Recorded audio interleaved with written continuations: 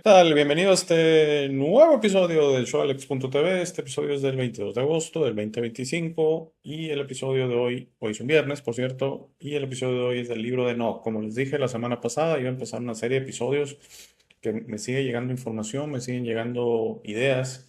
Yo creo que va a ser como de 8 o 9 episodios. Vamos a tocar mucho de las ideas gnósticas y muy interesante. Y no, nada de esto es temática religiosa, sino son simplemente tocar otros temas que por ahí me han pedido y se me hace una buena diversidad a los temas que hemos estado tocando, ¿no?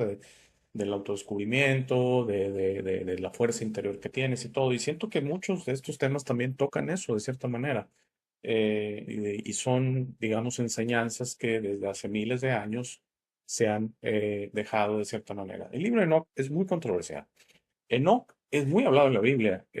No es alguien que, digamos, en la Biblia tradicional, la que puedes encontrar en cualquier librería, en un supermercado, en un hotel, etcétera, se habla mucho de Enoc, pero es donde hay una cierta, pues, pregunta de por qué el libro de Enoc fue eliminado de la Biblia.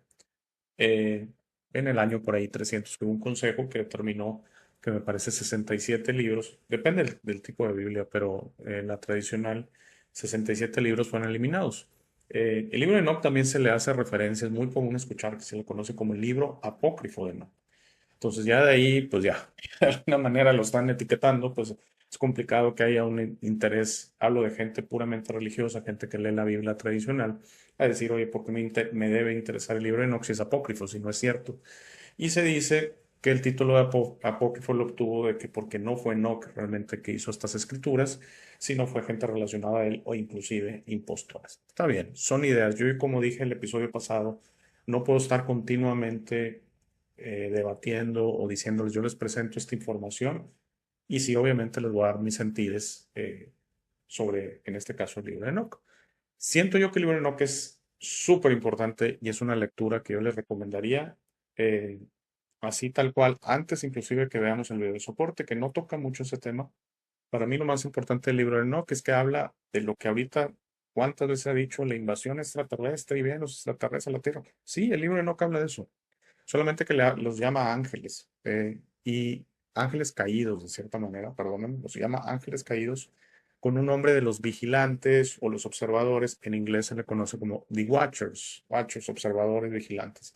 El nombre yo creo que es lo de menos. Pero en esencia, ¿qué pienso que habla yo el libro de Enoch? ¿Qué siento yo que habla el libro de Enoch?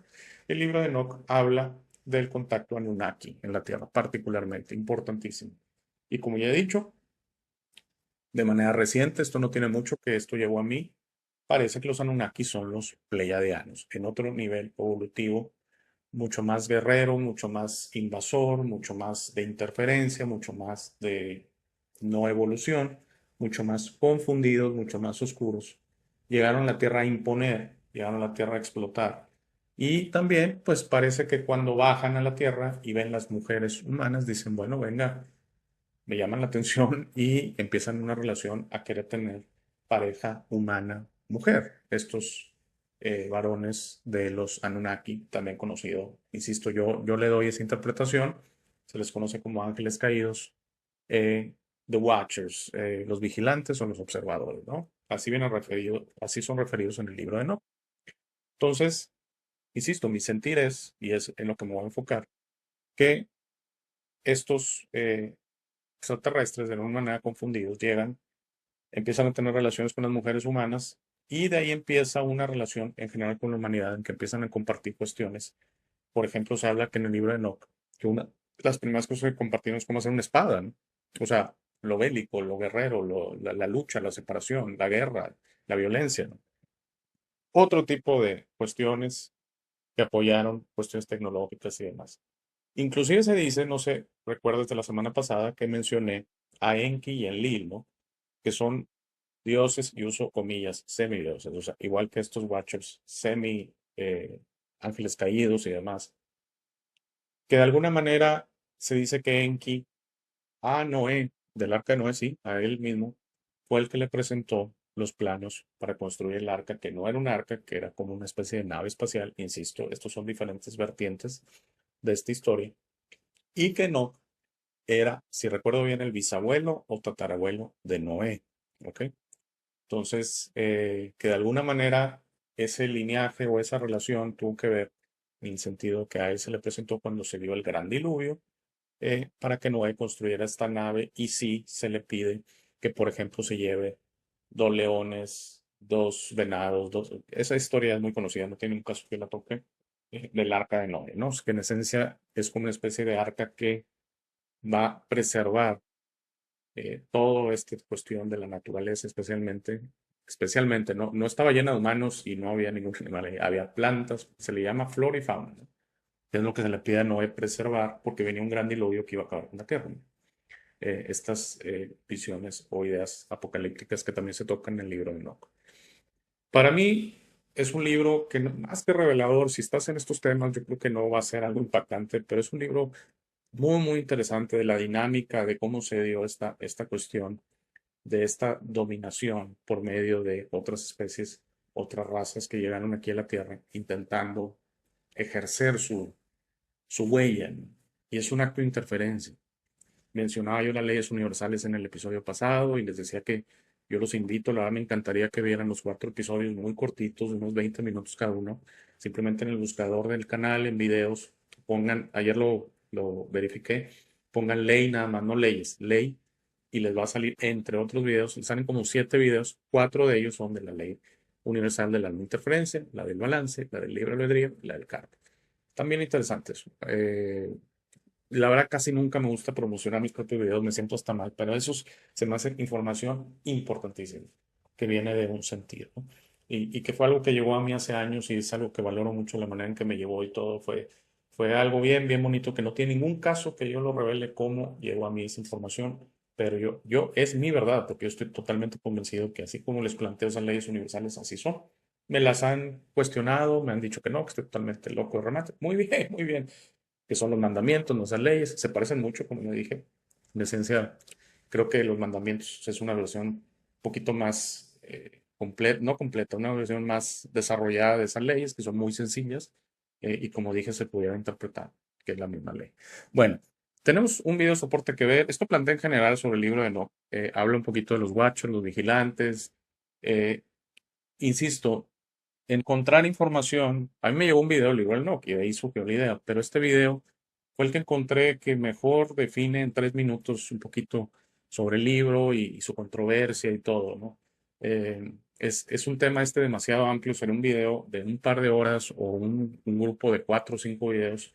Y honestamente no es que no lo quiera tocar, sino como ya dije, el libro en sí es muy interesante, pero para mí no es ninguna información reveladora, porque es algo que yo de cierta manera ya les he venido diciendo. Claro que llegaron, así como llegaron los Anunnaki, llegaron muchísimos otros, unos llegaron con intenciones de no interferir y por eso su historia o no salieron en libros, ¿verdad? Porque de alguna manera vinieron a estar un poquito ahí atrás observándonos, intentando apoyarnos en lo que pudieran.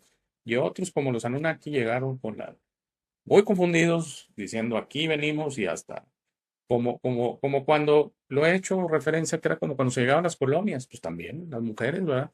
Cuando llegaron se tiene que decir, cuando llegaron los españoles, por ejemplo, a México, pues se dice que hubo un cruceo enorme con las mujeres. Dice, en esencia las mismas cosas se repiten, no sé si queda clara la analogía. Vamos a ver el corto video de soporte y les daré mis comentarios finales, porque algo que no dije es que el video de la semana pasada me fui casi a 40 minutos, no es normal.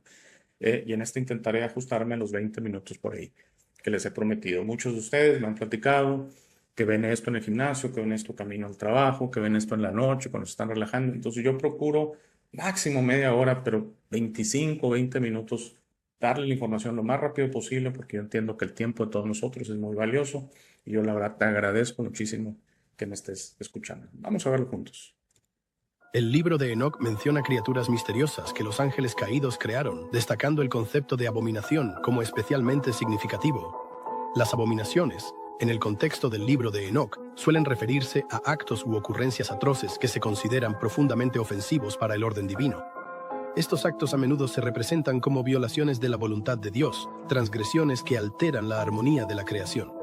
La importancia de las abominaciones dentro del libro de Enoch radica en su papel ilustrativo al demostrar las consecuencias de los fracasos morales y espirituales. Al resaltar estas transgresiones, el texto busca subrayar la importancia de adherirse a las leyes divinas, presentando las abominaciones como advertencias destinadas a guiar tanto a los lectores antiguos como a los contemporáneos hacia un camino de rectitud. Por ejemplo, una de las ilustraciones más vívidas de las abominaciones en el libro es la historia de los vigilantes, un grupo de ángeles caídos que descienden a la tierra y mantienen relaciones prohibidas con mujeres humanas, lo que da lugar al nacimiento de los Nephilim.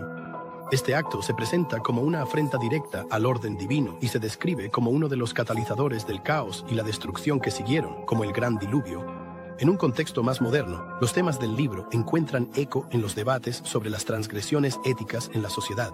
Considere las abominaciones como un paralelo a la degradación ambiental perpetrada mediante la explotación excesiva de los recursos naturales.